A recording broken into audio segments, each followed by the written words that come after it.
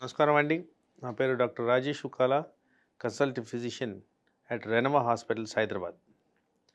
అయితే ఈరోజు మనం డిస్కస్ చేసుకునే టాపిక్ నిద్రకు రిలేటెడ్ సమస్యలు.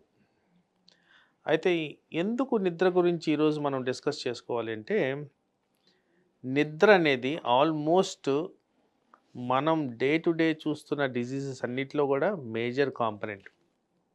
అయితే లైఫ్ స్టైల్ డిసీజెస్ అని ఏవైతే మాట్లాడుతున్నామో దాంట్లో ఒక ప్రక్రియ నిద్ర.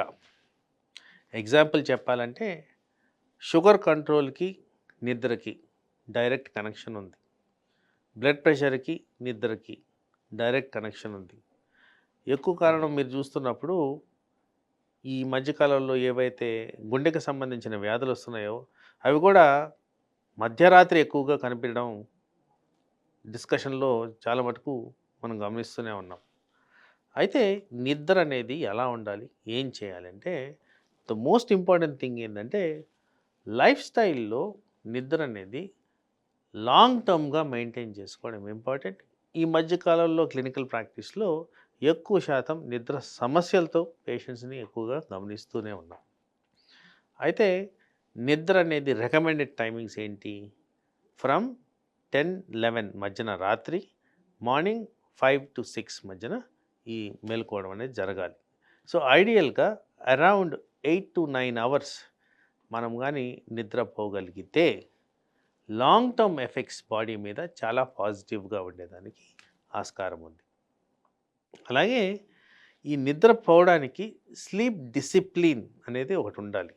ఈ స్లీప్ డిసిప్లిన్లో ఎప్పుడు పడుకుంటున్నాం, ఎప్పుడు లేస్తున్నామే కాకుండా ఎలా పడుకుంటున్నాం అనేది కూడా ఇంపార్టెంట్. ఎందుకంటే పొజిషన్ ఆఫ్ ద బాడీ బట్టి కూడా మన బాడీ మీద ఎఫెక్ట్స్ అనేవి ఉంటాయి. పర్టిక్యులర్గా నిద్ర సమయంలో మనం ఫుల్ స్టమక్ మీద పడుకుంటున్నామా లేదా, స్నానం చేసి పడుకుంటున్నామా లేదా, మంచి దుస్తులు వేసుకొని పడుకుంటున్నామా లేదా, ఇవన్నీ కూడా స్లీప్ సస్టైనింగ్ అంటే నేను ఏదైతే 8-9 అవర్స్ పడుకోవాలంటే వీటిల్లో ఇవి మ్యాక్సిమం బెనిఫిషియల్ రోల్స్ చూపిస్తున్నాయి కాబట్టి ఇవన్నీ కూడా చాలా ఇంపార్టెంట్. తర్వాత నిద్రకు సంబంధించి స్లీప్ ఆన్సెట్లో ఈ బ్లూ లైట్ ఏవైతే మోస్ట్ ఆఫ్ ద స్క్రీన్స్ మీద ఉన్నాయో ఇది స్లీప్ ఆన్సెట్ని డిలే చేస్తుంది. అందుకోసం నిద్ర అనేది ప్రాపర్గా పోవాలంటే నిద్ర onset before at least 3-4 hours before screens అనేవి స్టాప్ చేసేయాలి. ఈ స్క్రీన్స్ చూసిన దానివల్ల ఆన్సెట్ ఆఫ్ స్లీప్ డిలే అయ్యేదానికి ఆస్కారం ఉంది. అదే కాకుండా ఆహారం నిద్రపోయే ముందు అట్లీస్ట్ 2-2.5 అవర్స్ బిఫోర్ కంప్లీట్ చేయాలి.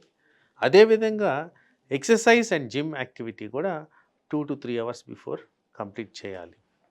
ఇవన్నీ చేసిన దానివల్ల నిద్ర వల్ల వచ్చే బెనిఫిషియల్ ఎఫెక్ట్స్ ఏవైతే డయాబెటీస్ కానీ, హైపర్ టెన్షన్ కానీ, హై కొలెస్ట్రాల్ కానీ, మానసిక ఒత్తిళ్ళు కానీ, అబ్స్ట్రక్టివ్ స్లీప్ యాప్నియా కానీ ఇవన్నీ కూడా దీర్ఘకాలంలో నివారించుకోవచ్చు.